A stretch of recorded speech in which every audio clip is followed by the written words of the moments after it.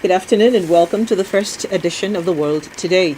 It is a Southwest network program of Radio Nigeria Ibadan's Zonal station comprising news, feature and sports and not forgetting entertainment. Okay, today we're not going to have it anyway. Well, in the lineup this afternoon, Kwara sets up committee to boost disease surveillance. NNPC signs gas deal with Dangote Limited. Saying Gaza reopens border with Egypt. My name is Emilia Ojimudia. Thanking you for joining us. You can listen to us on live stream via www.radionigeriaibadan.gov.ng or watch us live on Facebook at Premier FM 93.5. Remember that Harmattan is here, the dry season is here. Shun any acts that could trigger fire outbreak. Now the details of the news. The Kwara State government has inaugurated a multi-sectoral committee to strengthen the One Health approach aimed at enhancing disease surveillance, detection, prevention and response to public health threats across the state. The initiative, according to a statement issued by the Project Communication and ICT Officer of Kwara L Press, Yusuf Adebisi, was unveiled during a stakeholders workshop organized by the Kwara State Livestock Productivity and Resilience Support Project held in Ilorin, the state capital. Report says the workshop was designed to build the state's capacity to respond effectively to emerging and re-emerging diseases through coordinated action among relevant sectors. Speaking at the event, the National Project Coordinator of L Press, Dr. Sanusi Abubakar, represented by the National Animal Health Services Specialist, Dr. Mustafa Muhammad, said the program was part of activities under sub-component 1.3 of the project. Dr. Abubakar explained that strengthening the One Health platform at the sub-national level had become imperative due to existing gaps in collaboration among critical actors responsible for implementing the framework in the state. A former Deputy Senate Majority Leader, Bala Ibn Naala, has described Nigeria's constitution as one of the best documents globally, arguing that the country's major challenge lies not in the law itself, but in its implementation. Naala, who represented Kebbi South Senatorial District under the All Progressives Congress APC, stated this during an interview with newsmen. He said the major issue are those charged with the responsibility of implementing the letter and spirit of the Constitution. According to the former lawmaker, Nigeria's constitutional framework was carefully designed to address the country's multi-religious, multicultural, and multi-ethnic realities, particularly concerns over domination in governance. Osun State House of Assembly says it will not tolerate diversion of public funds meant to cater for the salaries, healthcare, education, and community development of the public into private hands. The Speaker of the House, Prince Adewale Egbedun, stated this during a news conference held at the Assembly Complex, Osogbo, against the backdrop of the continuous unlawful stay of some politicians in the local government secretariats and alleged illegal disbursement of local government funds. The Speaker, on behalf of the House, expressed dismay that individuals whose elections were nullified by courts of competent jurisdiction and whose self-awarded tenure has since expired by a fraction of time on the 22nd of October last year, still unlawfully occupy local government secretariats and interfere with local government finances. Prince Egbedun, who noted that such individuals have no legal mandate, not recognized by the law, by the courts or by the Constitution, stressed that their continued presence in local government secretariats is illegal and must be checked. He said, based on credible information, huge sums of local government funds have been paid under the directive of the immediate past state governor. The Speaker emphasized that the State House of Assembly had written repeatedly to banks, educating them that Under extant Osun State laws and regulations governing local government administration, only career officers were lawful signatories to local government accounts. The Joint Admissions and Matriculation Board, JAMB, has reaffirmed its commitment to promoting equal access to tertiary education by promoting free application documents to persons with disabilities, PWDs, seeking admission into Nigerian higher institutions. The initiative, which was part of the board's inclusive education policy, will be implemented through the JAMB Equal Opportunity Group or eligible candidates intending to sit for the 2026-2027 Unified Tertiary Matriculation Examination (UTME).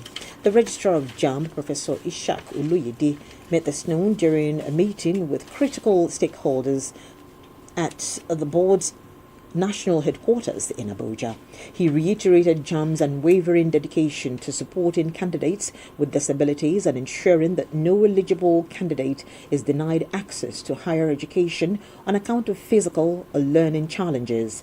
According to the registrar, beneficiaries of the free application documents include, but are not limited to, candidates living with Down syndrome, autism, dyslexia, and attention deficit hyperactivity disorder. Oyo State Governor Engineer Seyi Makinde says members of his team with whom he has delivered good governance are poised to continue the good works in different capacities after his tenure in May 2027. He stated this during a Thanksgiving service in commemoration of the Oyo State's 50th anniversary held at the Cathedral of St. Peter's, Arimo, Ibadan. Governor Makinde, who noted that his administration would continue to govern the state in accordance with the will and guidance of God for the people of the state, said his government has built strong foundations for the state as it enters its next phase. Governor Makinde, who had earlier read the second Bible lesson from the book of Matthew, chapter 5, from verse 1 to 12, congratulated all residents of Oyo State on witnessing the celebration of the state's Golden Jubilee, which he noted was due to God's grace. In his goodwill message, former governor of Anambra State and the presidential candidate of the Labour Party LP in the 2023 general election, Mr. Peter Obi, lauded Governor Makinde's leadership style and transformation agenda in the state. He tasked Nigerians to always remember politicians in their prayers for a better Nigeria. Earlier in his sermon entitled Gratitude, the Archbishop of Ibadan Province, the Most Reverend Williams Aladikube, said God has been good to Oyo State and also hailed past leaders who contributed meaningfully to the growth of the state in the last 50 years. He congratulated the governor for his people-oriented program, which he said had shaped the state and brought about infrastructure development, improved workers and pensioners' welfare, and peaceful coexistence, among others. Special prayers were offered for Governor Makinde, Oyo State past leaders and governors of the state, Nigeria, as well as for the continuity of good governance through a good successor to Governor Makinde. The Deputy Governor of Oyo State, Chief Bayo Lawal, has urged Muslim women and girls to embrace modest dressing by covering their bodies and wearing the hijab, describing it as a symbol of obedience, strength, and dignity. Chief Lawal made the call at the 2026 World Hijab Day, organized by the pious women of the Islamic Theological Center of Nigeria, held at its central mosque at Uliole Estate Extension off Akala Express Road, Ibadan. Represented by his Special Assistant on Administration, Mr. Kunle Sani, the Deputy Governor explained that the celebration of World Hijab Day is pivotal as the Quran admonishes women against exposing their bodies in public. Chief Lawal further assured Muslim women and girls in Oyo State that the government would not tolerate any form of discrimination or religious segregation among citizens.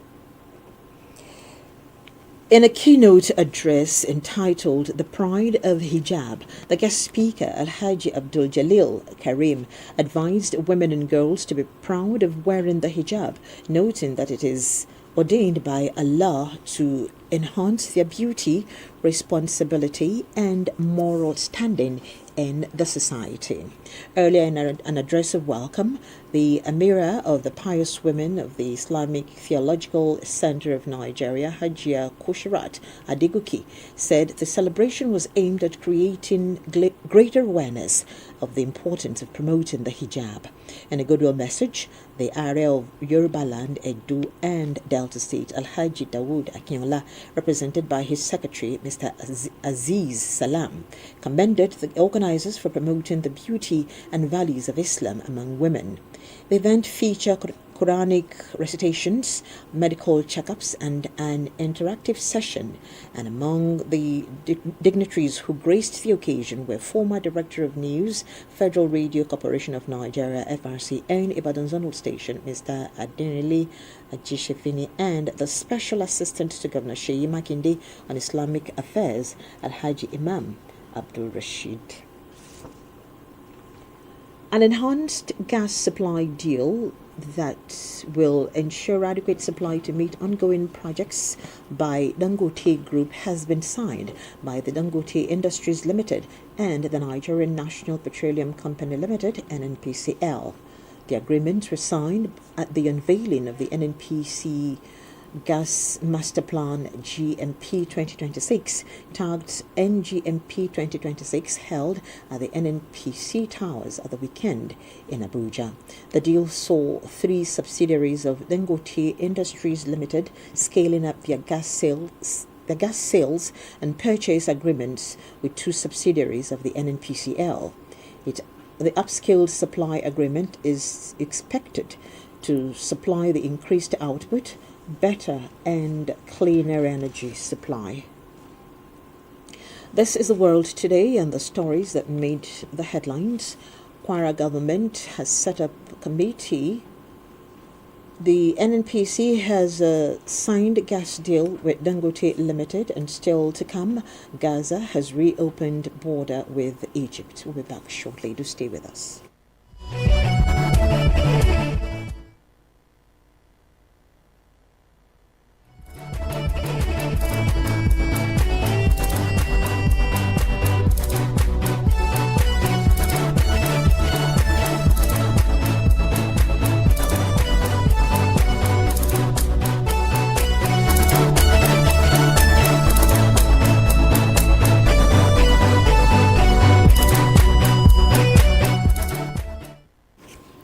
We're glad to know you're still there. And now to the foreign scene. Palestinians have started to enter the Rafah border crossing between the Gaza Strip and Egypt after it reopened for the movement of people.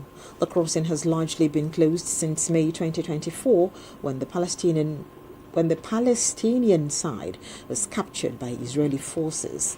The long-delayed reopening is a key part of the first stage of U.S. President Donald Trump's ceasefire plan between Israel and Hamas, which began in October last year. According to reports, only dozens of people will be able to cross in both directions each day. And still on the foreign scene, China has executed 4 members of the Bai family mafia, one of the notorious dynasties that ran scam centers in Myanmar. They were among 21 of the family members and associates who were convicted of fraud, homicide, injury, and other crimes by a court in Guangdong province. Last November, the court sentenced 5 of them to death, including the clan's patriarch, Bai Suo-cheng, who died of illness after his conviction.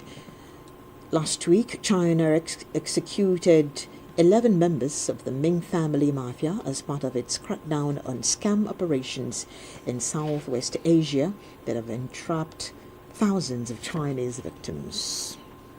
Bangladesh is preparing to hold its first election since the overthrow of the then Prime Minister Sheikh Hasina and her Awami League Party in 2024. Bangladesh is currently being governed by an interim administration led by Nobel laureate Muhammad Yunus. Report says the two main parties competing for power in this month's polls are the Bangladesh Nationalist Party (BNP) and the Jamaat el-Islami (JIB), both of which began campaigning they started campaigning late last month. Well, that's the world today. We thank you so much for your time. But before we go, let's quickly give you a hint of the headlines. Sorry, there's a recap. NNPC had signed gas deal with Dangote Limited, and Kwara State also set up a committee to boost disease surveillance. On the foreign scene, we told you that Gaza reopened the border with Egypt to allow for citizens to cross on both sides daily. Thank you for your time. The news was put together by Modupe Toba. My name is Emilia Ujimudia. Hope to see you again tomorrow on The World Today at 2. Thank you and good afternoon.